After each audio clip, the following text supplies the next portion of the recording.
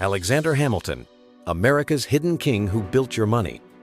What if I told you that the face on the $10 bill wielded more power than most kings, and he was never even president? Alexander Hamilton didn't just help build America, he invented American money itself. He created the system that would make the United States the richest nation on earth. And he did it all while his enemies screamed that he was trying to become a monarch. They weren't entirely wrong. This is the story of how an immigrant orphan became America's hidden king, and why every dollar in your wallet is a monument to his vision. Act 1. The Orphan Who Learned Money. Let's start in the Caribbean, 1755. Alexander Hamilton is born on the island of Nevis, and his life is immediately a scandal. His parents aren't married. His father abandons the family. His mother dies when he's just 13, leaving young Alexander with absolutely nothing. And this is where he discovers his superpower. He understands money, not just counting it, but how it flows, how trade works, how credit operates across oceans. While other teenagers are learning trades, Hamilton is learning the invisible architecture of commerce. He's so impressive that the local businessmen pool their money to send him to college in New York. An orphan with no connections, being bankrolled by merchants who recognized genius when they saw it. Then the American Revolution breaks out, and Hamilton sees his chance. Act 2. Washington's brain. Hamilton joins the Continental Army and quickly becomes George Washington's right-hand man. But he's not just writing letters. He's watching the revolution nearly collapse, and he's learning the most important lesson of his life. America is losing the war because it's broke. The Continental Congress can't pay soldiers. States refuse to send money. The currency is worthless. Hamilton watches men desert because they haven't been paid in months. He sees the government begging, literally begging, for loans that no one will give. And Hamilton realizes something that no one else seems to understand. You can't win independence if you can't pay for it. And you can't build a nation if no one trusts your money. After the war, America is in chaos. The Articles of Confederation create a government so weak it can't even collect taxes. Each state prints its own currency. Some are worthless. Inflation is rampant. The nation that just won its freedom is on the verge of economic collapse. Hamilton sees disaster coming, and he has a plan. Act 3. The Financial Revolution. George Washington becomes president and makes Hamilton the first Secretary of the Treasury. Hamilton is 32 years old, and he immediately drops the most controversial proposal in American history. Hamilton says the federal government should assume all state debts from the Revolution. We're talking millions of dollars.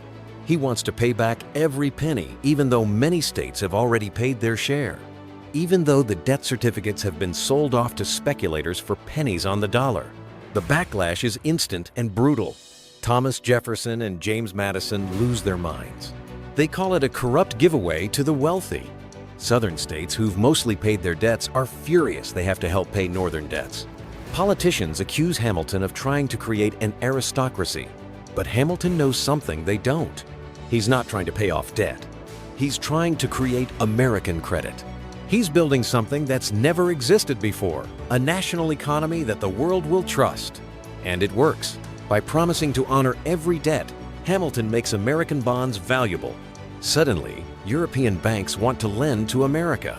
The government can borrow money at reasonable rates. The economy has a foundation, but Hamilton isn't done.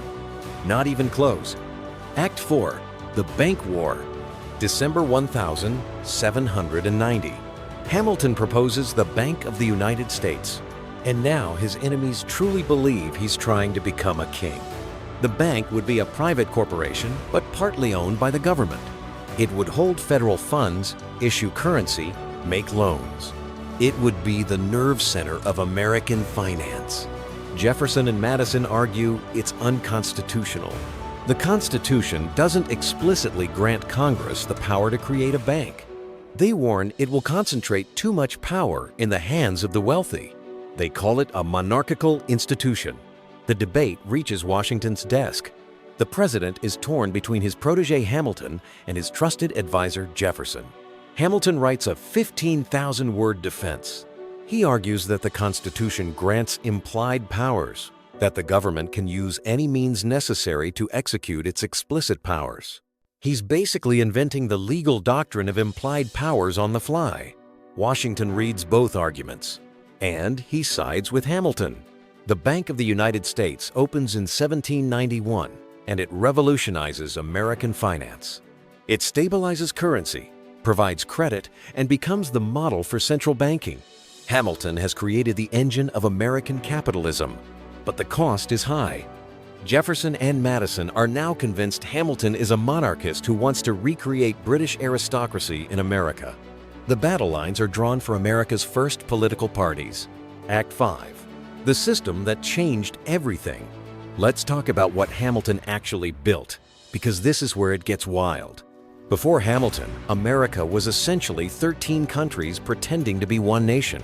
After Hamilton, America had an integrated financial system that would become the envy of the world. He created federal taxation, so the government could actually function. He established the U.S. Mint and standardized American currency. He built a system of tariffs that protected American manufacturing. He wrote the blueprint for American capitalism. And here's the kicker. His system worked so well that even his enemies couldn't destroy it. When Jefferson became president, he hated Hamilton's system, but he kept it. He kept the bank. He kept the financial structure. Because it worked. When the bank's charter expired in 1811, the resulting financial chaos was so severe that Congress created a second Bank of the United States in 1816. Even Hamilton's enemies admitted they needed his system. Act 6. The king who wasn't. So, was Hamilton trying to be a king? Were his enemies right? Here's the truth. Hamilton believed in a strong federal government because he saw weakness destroy everything. He believed in powerful financial institutions because he understood that money is power. He trusted elites because he'd risen from nothing and believed in meritocracy. But he also believed in Republican government, in elections, in the Constitution. He just wanted that government to actually work. His enemies called him a monarchist. But Hamilton never sought the presidency. He never tried to become a dictator. He built systems, not thrones. The irony? By creating financial stability, Hamilton made democracy possible. You can't have government by the people if the government is bankrupt and powerless. Hamilton gave America the economic foundation that allowed democracy to flourish. He became a king without a crown. His domain wasn't territory, it was money itself. Closing. In 1804, Aaron Burr shot Alexander Hamilton in a duel. Hamilton died at age 49, his political career already over, his reputation in tatters. But his system survived. It's still here. Every dollar you spend, every credit card you swipe, every stock you trade exists within the financial system Hamilton invented. The Federal Reserve, the Treasury Department, the bond market, all descendants of Hamilton's vision. He didn't become president. He didn't rule from a throne. But in a very real sense, Alexander Hamilton became America's most powerful founding father. Because while others wrote the rules for government, Hamilton wrote the rules for money. And in America, money is power. That immigrant orphan from the Caribbean built an empire without ever wearing a crown. He became the hidden king of the world's most powerful economy. And that's why his face is on your $10 bill. Thanks for watching Coins and Kings. Every bill in your wallet has a face, and behind every face is someone who changed the game.